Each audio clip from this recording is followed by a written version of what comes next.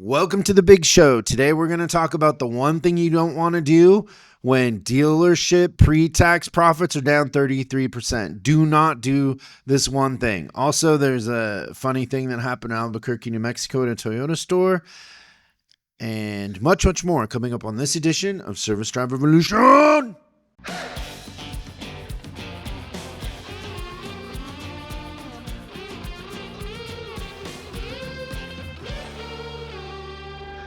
We should probably warn everybody right off at the top that we just got an espresso machine here at the library, and there's a special espresso that we source from Seattle. Don't say the name because we don't want them to run out, but it does elicit a certain energy that you don't normally have. Yeah. You're hopped up. I like A it. little bit like crack. Yeah. So it's funny if I don't know if the camera will do it justice, but Chris is wired right now, and I'm super excited for And it. I haven't even finished it. Yeah. I killed mine and started on another one, but that espresso machine is no joke. And it is the best latte you'll ever have. Yeah. That coffee. I took you when we were in Washington last year. Yeah. I'm like, we have to go. It was an experience. You couldn't explain it unless you went there. I just because enjoyed it's not coffee the way you think it's coffee. I Mm. mean, there's something about the foam in the latte that's like meringue almost, and then Yeah. the coffee's sweet. So funny that Claudia was putting sugar in it. She put 'cause you would sugar in the never put sweet sugar in latte. it. It doesn't need It's a thing. naturally sweet. Yeah, you can just enjoy it the way it is. But you know what? That reminds me of the story that you tell about the pepper in the salad. But like she put sugar in without even knowing what it tasted like. Just automatic. Just it's a automatic Latin. to It's a put- Latin thing. Yeah. It is funny. So now we have the espresso machine because there are times when we have events in here where we should have espresso. That was the idea. There's been a couple times. Well, and more events are coming. So we've got a lot going on at the headquarters We here. just had a master class, which we used to call a boot camp, but now we call it a master class. Thank But you. that's for new coaching clients that join the family, and then they come, and it's kind of a workshop for a couple days. We do those once a month. We just had that. It was really fun. And it was packed. And then this week we have another one of the leadership experiences. So a friend who sent 5 people to the last one was so blown away by the changes in them that he bought it out, and we're doing it for 40 people, which is going to be more than we were thinking we would do. We will learn a lot. So we're going to have to change the setup in the library to classroom style, I think we've got which we've it. only done once. That reminds me, the only time we've ever done that before was for Top Dog. We did classroom style because when we have like 108 people in here or something. Funny you should mention that. Top Dog is coming up. That's right. It doesn't. A lot of people that listen to this, Christian, aren't in coaching, and if you're not in coaching, you're not going to be able to come. So it's really, I mean, we can talk about it, but we're not selling tickets to it Yeah. because it already is almost booked up. If you are listening to this and you're in coaching and you didn't see the email a couple days ago, you better hurry. Yeah, half of the slots are filled up already. And I would say that we've had some amazing guests at Top Dog over the years, but I don't know that we've ever hit a guest that was like at the perfect part of their ascent in terms of like popularity, and like he's catching fire. I think the last Right. time we did that was with Jocko. Jocko was also really, really good timing. He But was yeah, just becoming famous, and we had him. and that was 8 years ago. He was so sweet too. Yeah. He's a nice guy. But Will Guidara is a really nice guy and really smart. And if you don't know who Will is, Christian is going to tell you all about it because you read his book twice. So Will is the author of the book Unreasonable Hospitality, and also was a general manager at a really cool restaurant in New York City called 11 Madison Park. And which was the #1 restaurant in the world. #1 restaurant in the world. Did not start out at #1. They had to And kind of the basis of the TV show The Bear. or Yes. influences it. Yeah, so I He's a believe consultant on there. yeah, I keep thinking executive producer, but maybe it's just a special consultant. But he's got a lot of input on that show, so yeah, he's credited on that show as being a contributor. We did do an SDR with him, so you could go back and look for that too if you missed it. Which I would suggest if you do nothing else, if you've only got 5 minutes, listen to the part where Will's talking about his dad. Gold. Such a great Good. episode. That was a lot of fun to do. Good stuff. Did you see the new Sea-Doos, the 2025 Sea-Doos?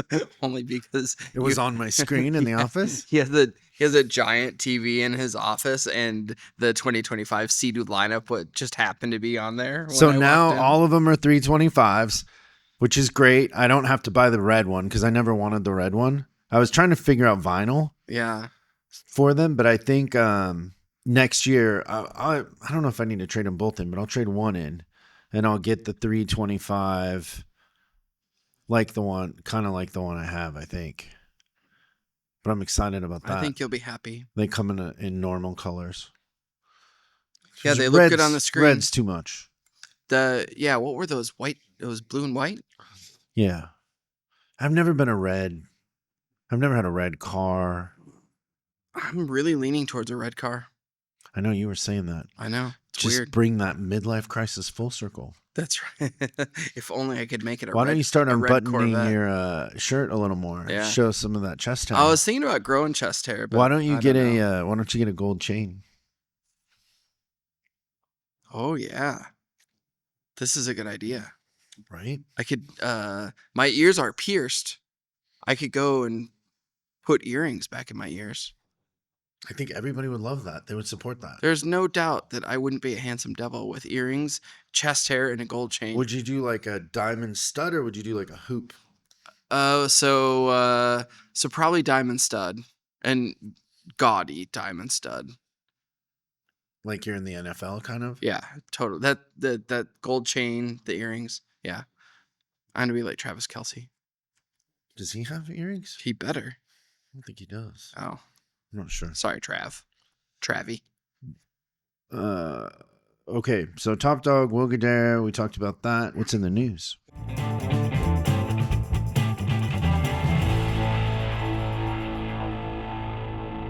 One of the things we're going to talk about is going to be our topic today, not this first story. This is so crazy to me. I don't know. It's a testament to what's going on in the world, I think. But in Albuquerque, New Mexico, Albuquerque? or Albuquerque, there was a Toyota dealership that in a mere 30 minutes, 2 burglars broke in, destroyed 60 computer monitors, 5 Into a TVs. Toyota dealership? Yeah.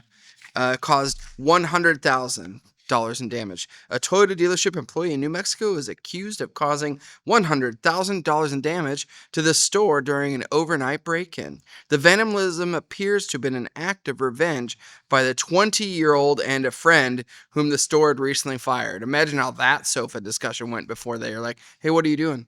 What do you want to do tonight? Well, let's go break into this place that just fired me and wreck all their stuff. Surveillance video captured at Larry H. Miller American Toyota shows the duo is spending a half hour destroying all the stuff. Then they also spray painted, I think I can say this, they spray painted male genitalia on a woman's desk. Like, so it's high class break-in. And then my favorite thing is that the burglars tried but were not successful in stealing the following: 15 iPads and sports collectibles, and most importantly, they were not successful in obtaining the manager's samurai sword. Like, it's not success if you didn't get the samurai sword, and then other employees' personal belongings. But What is it with managers that have samurai swords? Like, I've seen that before. I never get that. Yeah, I've seen quite a few. I think they're cool. They're cool, but why would you have it at work? I don't Is it know. like a power play? Yeah, it's got to be a power play. There's no doubt in my mind. And have it mounted on the wall, like above a fireplace mantle. That was automotive news, right? Yeah, that was automotive news. Pretty funny. Yeah.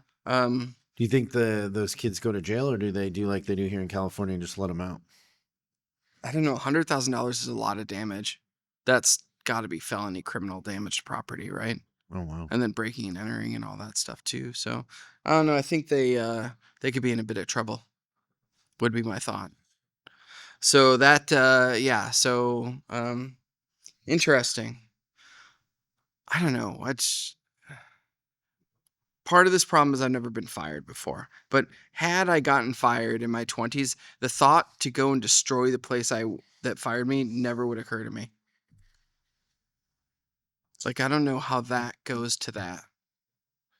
I wouldn't say that it would never occur to me. I just wouldn't do it. Okay, so you might have the evil thought but not act on it. Yeah. Okay. Yeah, it's all about consequences. Sometimes it's fun to daydream, That's fair. but doing it is the problem. Thinking it isn't the problem. Yeah, it's free to think. Yeah. You just can't do it. Yeah, but You got to know better. yeah, there's just sort of like a weird lack of ability to understand reality, I think. It just feels like it's a video game or something. Funny the kid's 20. 20 years old and just completely screwed up his life over I mean, if he's 20, what position do you think he held in the dealership? General manager? Yeah, so probably a GM. But yeah, it's probably an entry-level position. And for that firing, then now he's got a little bit of a challenge ahead of him. So, but it'll be interesting. Please, if you get fired, don't break into the dealership and break all the stuff. Please. All right. What else do you want to talk about? Dealership pre-tax profit is down 33%. So we predicted this. And the thing that we want to say, because this happens every time there's a downturn in the automotive industry, is the thing that happens is everybody panics and they start to cut into the bone. Right away. I remember in the last downturn, I was interviewing top techs and advisors from one of the public companies. And I was looking at their numbers and I was like, why would they let you go? And they go, because we made the most money. And I go, yeah, but you flagged the most hours. And like, yeah, they don't make that connection. Yeah, they look at some sort of HR report that says this employee This guy earned made X 200 grand. $1,000. We're cutting 200 grand, but they don't realize that they want to cut the bottom, not the top, if they want to cut it all. So what's going on in our world, and the opportunity of a lifetime comes once a day.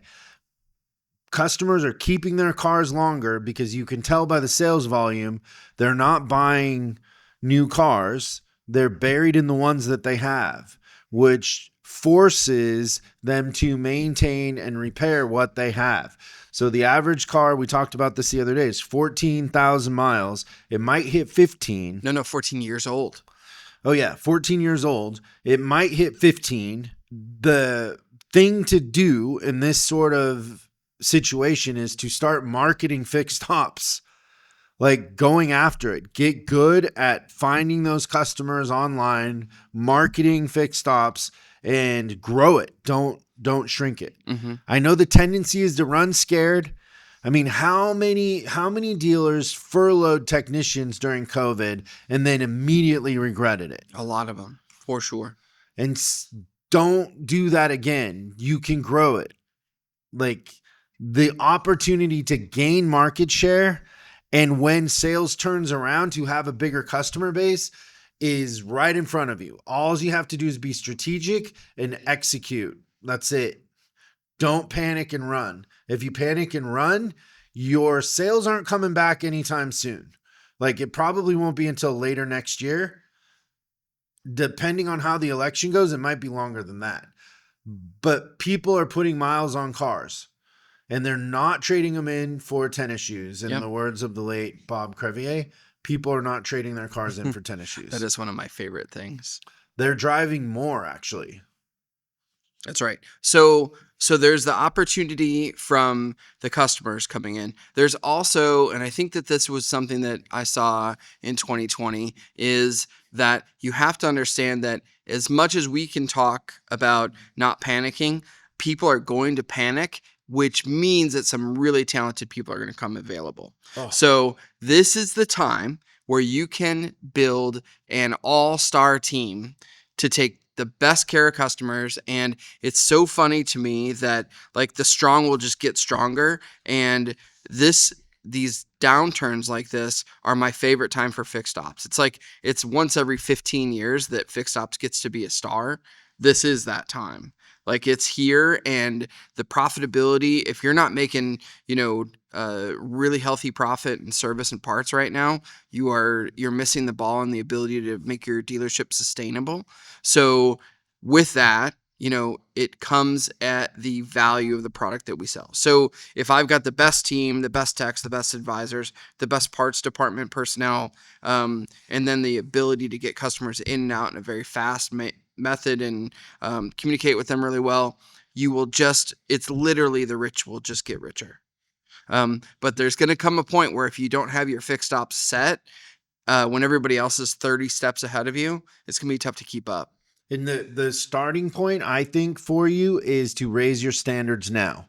If you raise your standards now, you will start to attract that talent that is out there and looking for a good home. But they want to, one is when they are furloughed or laid off or whatever it is, they're going to be a little bitter.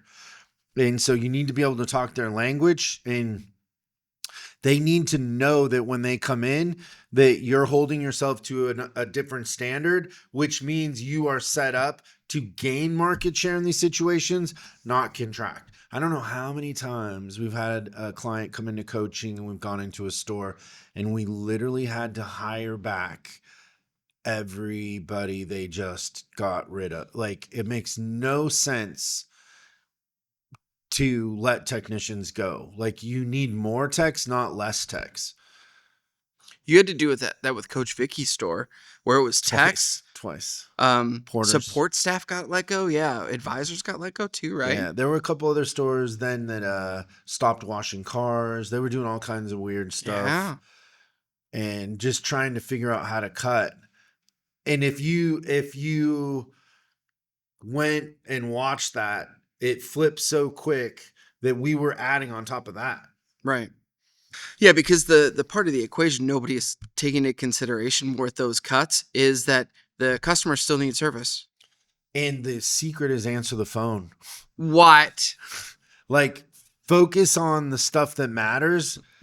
I think a lot of times we're so disconnected to what's happening on the front line that we're missing, we've talked about it before, but you're missing appointments, you're missing drive-ins because you don't have the capacity, and everybody's conditioned to push people away instead of gaining and grabbing as many customers as you can. Yep. Profits are down 33%. Close the BDC. Get rid of warranty. I'll fix it. It's so funny. So I would challenge everybody to think of this as a time to gain market share. If you need a roadmap for that, call us, info@chriscollinsinc.com. We'll help you with that. You can hop on a strategy session and we'll kind of look at what you got going on and see. But the opportunity is everywhere. Yeah, I think I told you this last week is that is definitely been a thing that I've noticed over the last 2 or 3 weeks with those strategy sessions is the focus is coming into the right things. So there's some people that they've caught wind of this and they're trying to get ahead of it. There's a world where you can be profitable, have the best customer satisfaction, and while everyone else shrinks, you grow.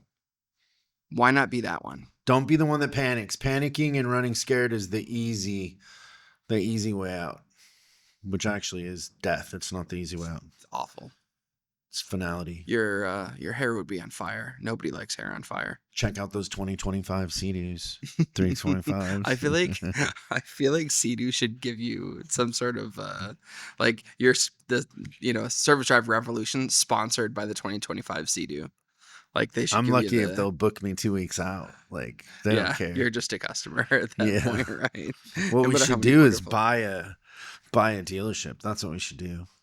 I have a feeling some will become available. Dirt bikes and watercraft.